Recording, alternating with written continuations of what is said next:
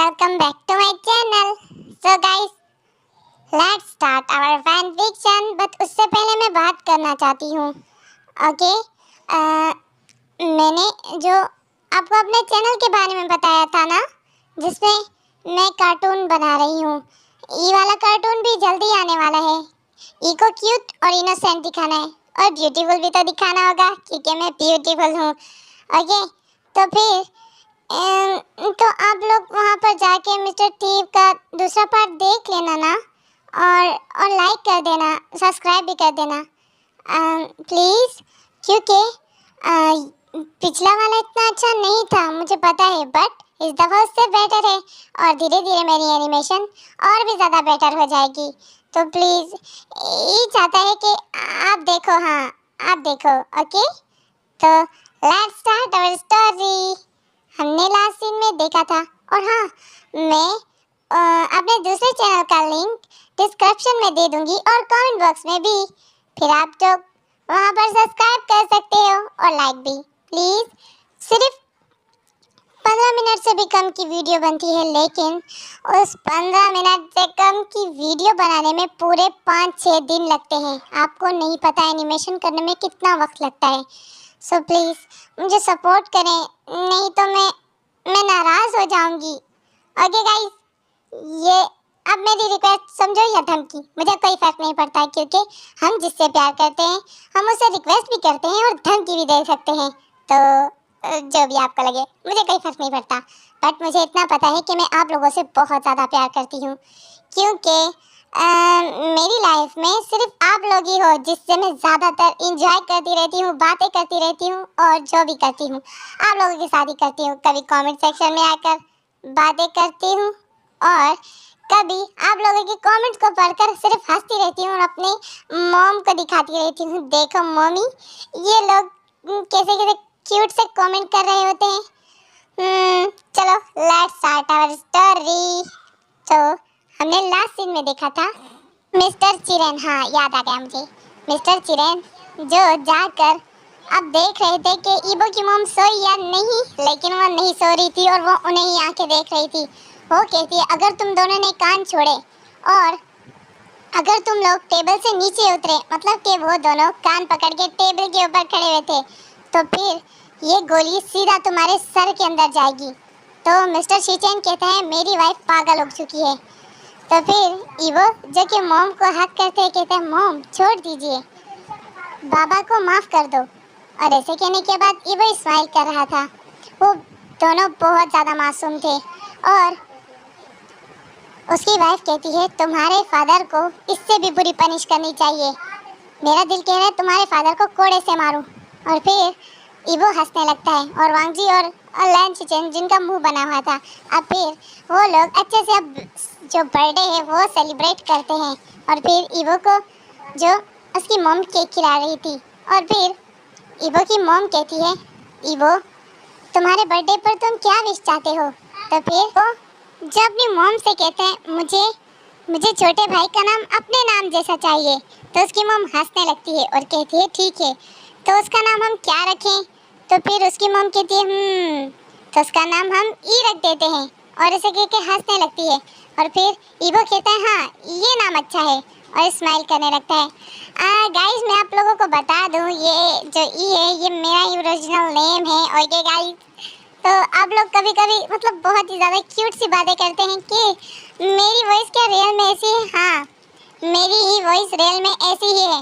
और मेरा जो टॉकिंग करने का तरीका था वो बहुत ज़्यादा चेंज होता था. तो सब मुझे कहते थे, तुम बहुत ही अलग तरीके से बात करते हो. लाइक मैं करता हूँ और अजीब अजीब बातें करती थी, लाइक जैसे ई करता है, हाँ वैसे ही. असल में ई मैं ही हूँ और मैं ही ई के जैसे, मतलब अपना कैरेक्टर मैंने ये टेस्ट करने के लिए ई को इस तरह किया, लाइक जो मैं ही हूँ बट ई है, ठीक है, जो आपका ई है. ओके, मैंने ऐसे इस तरह बुलवाया जो मैं जैसे मैं बोलती हूँ, क्योंकि लोगों को मेरा ये इस तरह से बोलना कुछ लोगों को ही क्यूट लगता था, बट काफ़ी लोग मुझसे कहते थे कि तुम्हें बात करना नहीं आती. तो मुझे बताओ, अपना अपना तरीका होता है बात करने का. अगर कोई मतलब बचपन से ही ऐसे बात करे तो कोई उसे ऐसे कैसे कह सकता है कि तुम पागल हो, तुम्हें बात करना नहीं आती। वो लोग कहते थे कि मैं पागल हूँ।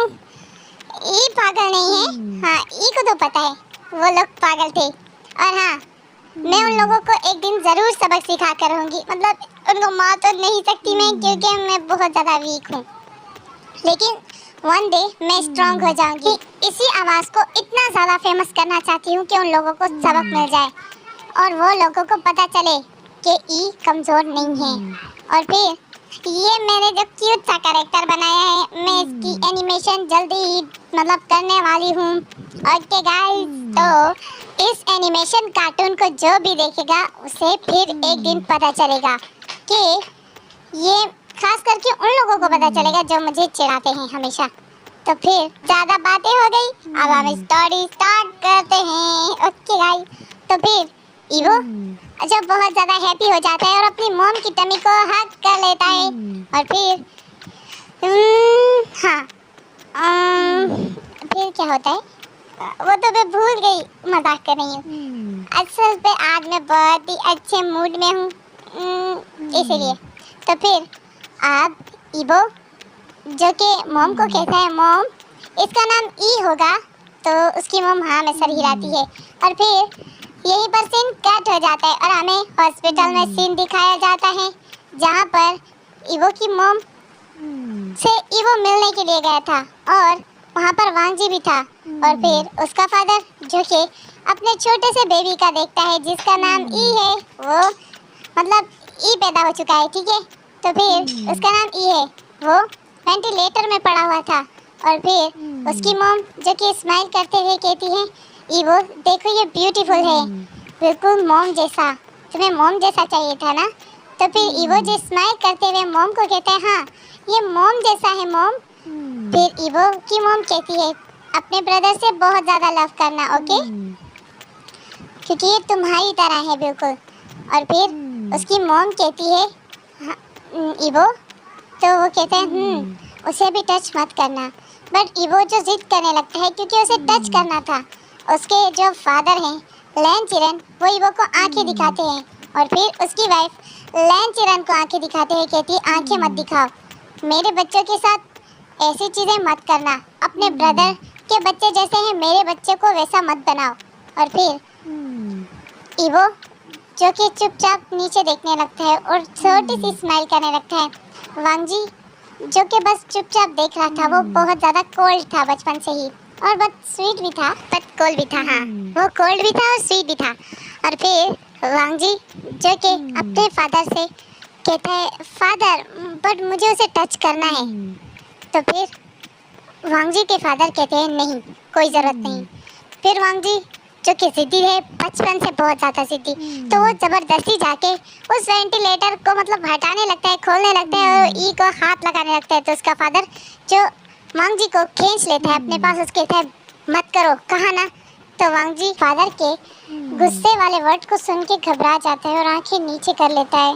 और फिर वांग जी का फादर कहता है, अब तुम दोनों में से कोई भी इस बच्चे के करीब नहीं जाएगा। ईवो जो रोता हुआ फेस बना लेता है और कहता है, मैं जाऊंगा। ईवो जो बहुत ही ज़्यादा जिद्दी है। और फिर ईवो जो मुंह बना लेता है और मॉम के पीछे छुप जाता है। उसका फादर गुस्से में कहता है, जो भी जाएगा उसे पनिश मिलेगी, ओके।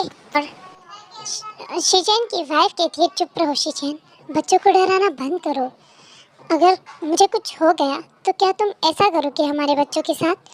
तो फिर शिचेन कहता है, तुम्हें कुछ नहीं होगा। और शिचेन अपनी वाइफ को हग कर लेता है। और फिर वांग जी और विंग जो शर्मा रहे थे, वांग जी और विंग नहीं, सॉरी, वांग जी और ईवो जो दोनों शर्माते हैं और दोनों मम्मी को हग कर लेते हैं, पर वो डैडी के पास नहीं जा रहे थे।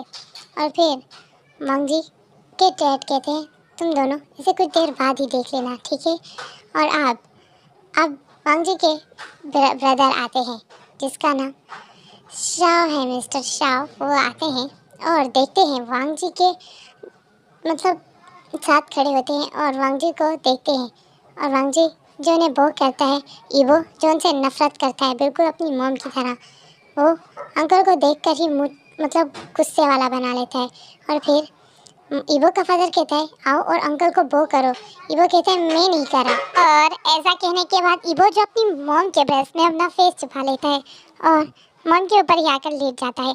और फिर मिस्टर शिचेन जो गुस्से में ईवो को देखकर कहते ईवो, लेकिन उसकी मॉम जो ईवो को टाइटली हक करके मिस्टर शिचेन को आंखों मतलब आगे दिखाते हुए इशारा करती है कि चुप रहो।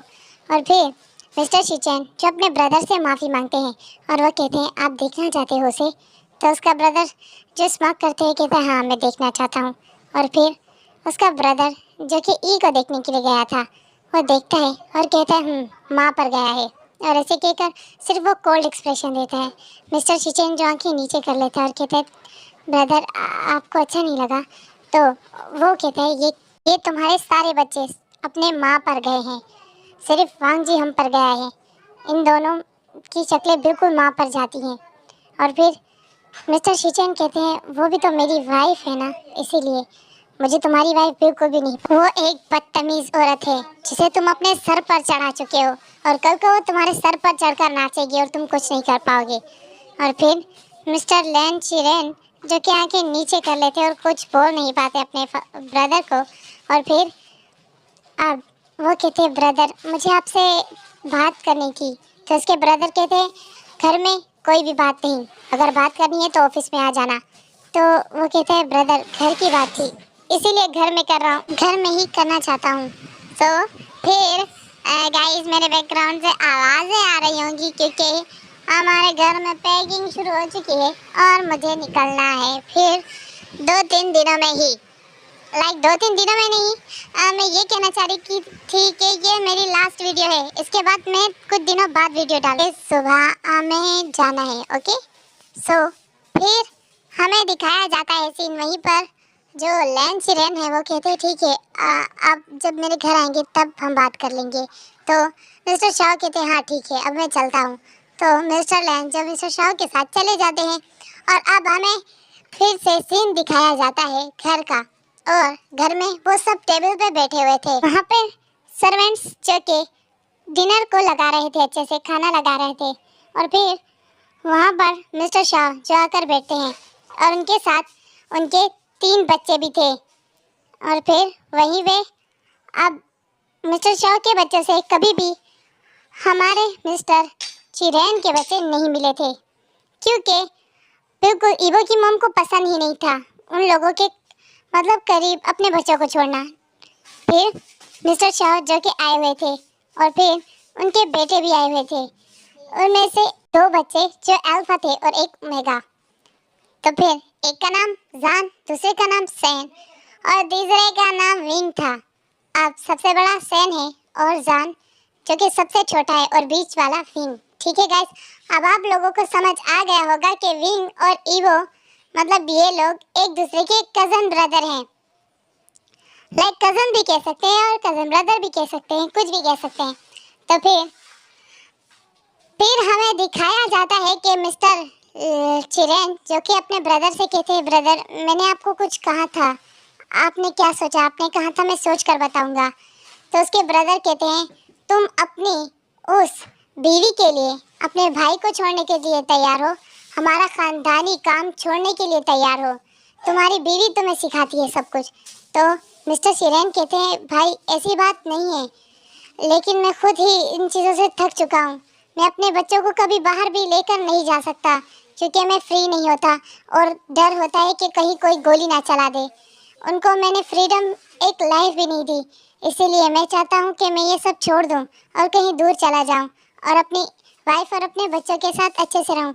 अब मेरा तीसरा बच्चा भी हो चुका है तो इसके लिए मुझे वो बहुत ज़्यादा छोटा होगा, मुझे थोड़ी सेफ्टी के लिए मुझे ये काम छोड़ना है और मेरी वाइफ को भी ये काम अच्छा नहीं लगता। जब वो मेरे लिए अपना सारा कुछ छोड़ सकती है तो मैं क्यों नहीं छोड़ सकता। उसका ब्रदर कहता है तुम्हारा दिमाग ख़राब हो चुका है, औरतें अक्सर आदमियों के दिमाग को खाली कर देती हैं। औरतें एक दीमक होती हैं जो आदमियों के दिमाग को आदमियों के दिमाग को चाट लेती हैं। और ऐसा कहने के बाद मिस्टर चिरेन जो कि अपने मतलब ब्रदर को देख रहे थे कि उसके ब्रदर ने क्या कहा है और वो कहते उस वेश्या की वजह से तुम अपने भाई को छोड़ना चाहते हो, ऐसा कुछ नहीं होने वाला।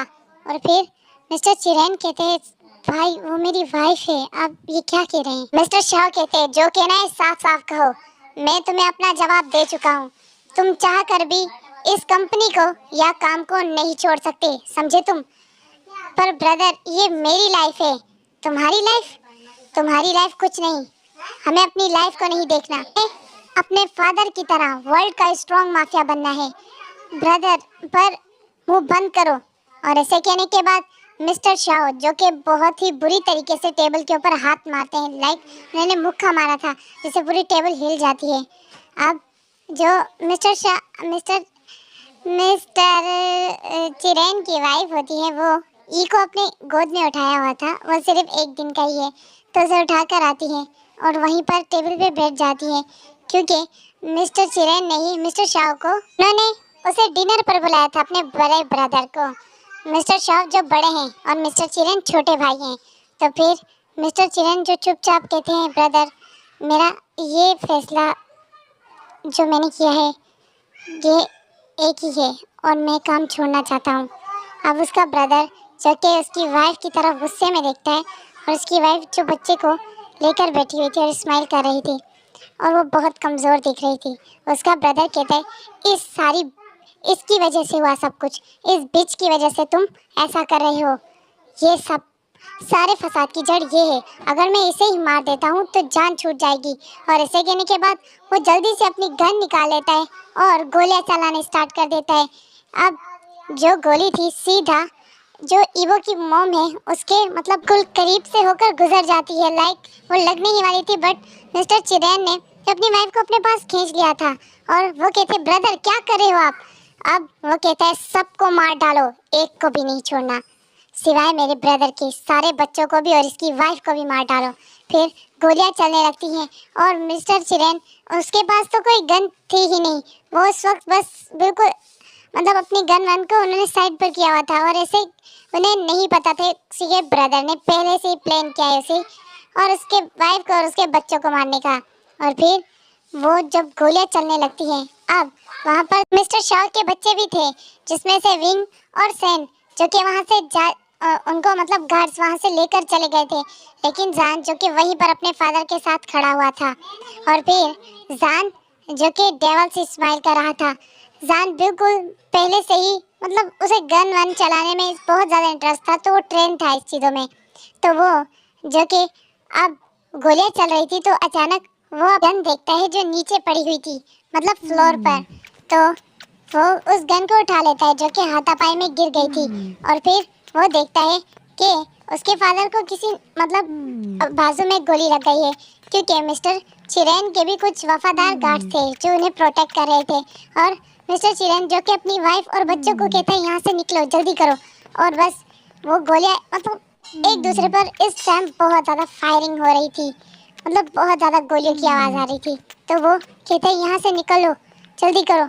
और जैसे ही उसकी वाइफ जो कि चलने में बहुत ज़्यादा मुश्किल हो रहा था उसे, और उसके हाथ में छोटा सा बच्चा भी था जो कि 1 दिन का है, तो फिर वो उसके सामने मिस्टर जो चिरैन के बड़े ब्रदर होते हैं वो आ जाते हैं और कहते हैं तुम्हें तो मैं मार कर रहूँगा।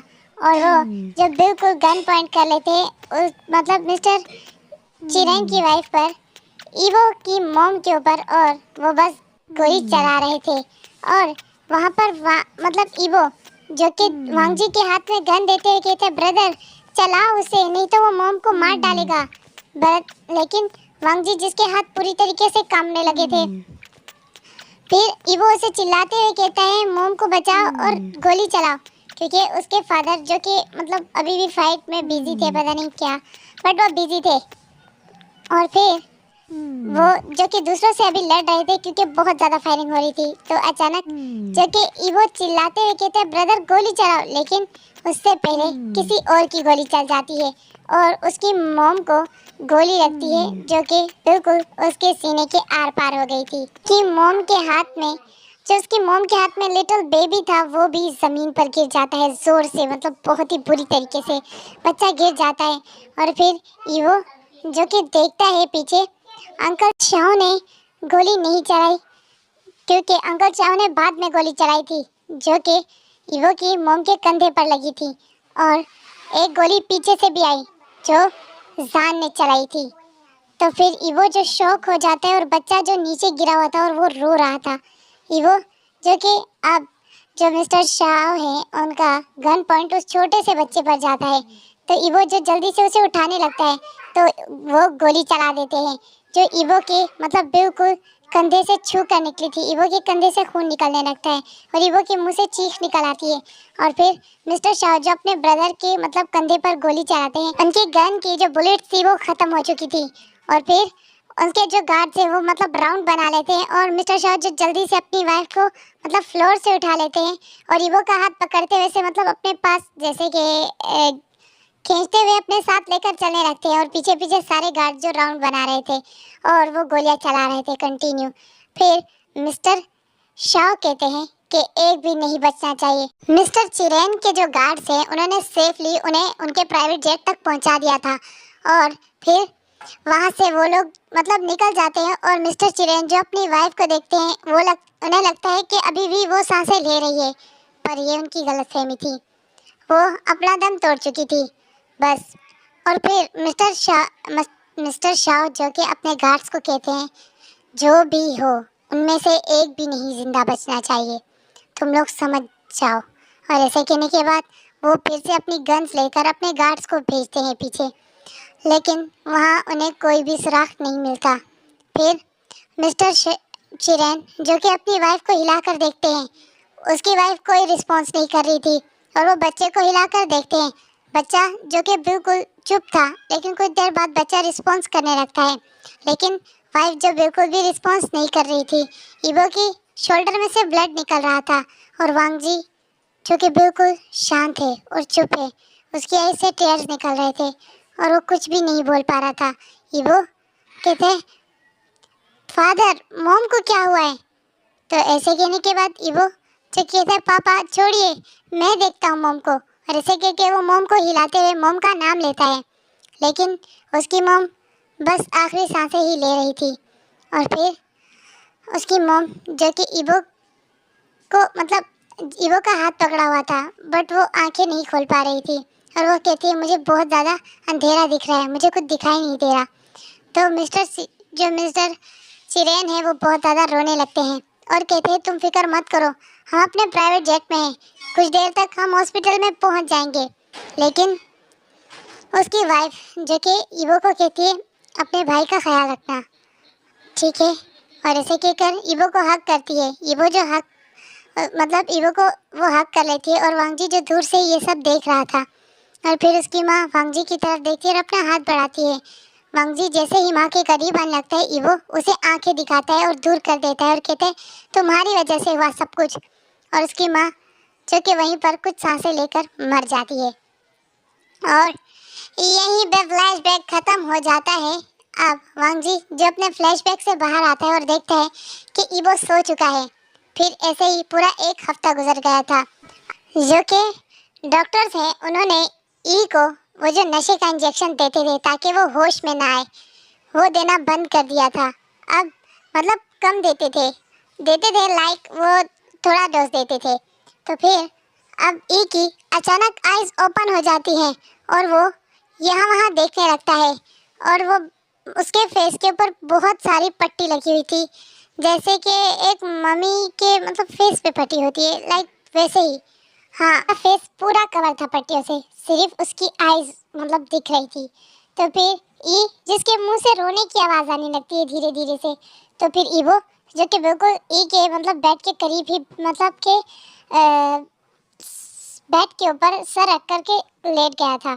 और फिर वो ई की आवाज़ जैसे ही सुनता है वो जल्दी से डॉक्टर को बुलाने लगता है और ई को टच करते हुए कहता है बेबी क्या हुआ है। और इसे कहने के बाद वो ई को टाइटली हक कर उसकी पीठ को प्यार से सहलाते हुए कहते हैं इट्स ओके, मैं यहाँ पर हूँ तुम्हारे पास। और ई जो कि बोल ही नहीं पा रहा था, बस उसके मुंह से रोने की आवाज़ तो आ रही थी बट उसके पूरे फेस पे पट्टियाँ थी। सो गाइस हम बाद में मिलेंगे, मैं तो गई छुट्टियों पर टिंग टिंग। दिन तो मुझे सफ़र में लगेंगे और शायद तीसरे दिन तो मैं थक जाऊंगी और मैं लेट वीडियो डालने वाली हूँ। तो 4 दिन की छुट्टियाँ ले रही हूँ मैं आप लोगों से, तो मुझे भूल जाना नहीं, भूलना मत मतलब कि भूल जाना, ठीक है। बाय बाय और हाँ, डिस्क्रिप्शन में मैं लिंक दे दूंगी, जाके वो चैनल सब्सक्राइब कर लो। बॉक्स में भी उसका लिंक दे दूंगी। और हाँ, चैनल पे लाइक, वीडियोस पर लाइक दे देना, चैनल पे सब्सक्राइब कर लेना और शेयर कर लेना। आई होप कि आप लोगों को अच्छा लगेगा। और इसके बाद जो फैन फिक्शन है वो बहुत ज़्यादा अमेज्ड होने वाला है, क्योंकि ये सब एक दूसरे से फिर से मिलने वाले हैं। मैं शादी पर बिजी रहने वाली हूँ, लेकिन जब भी टाइम मिलेगा फैन फिक्शन मिल जाएगा। Bye bye.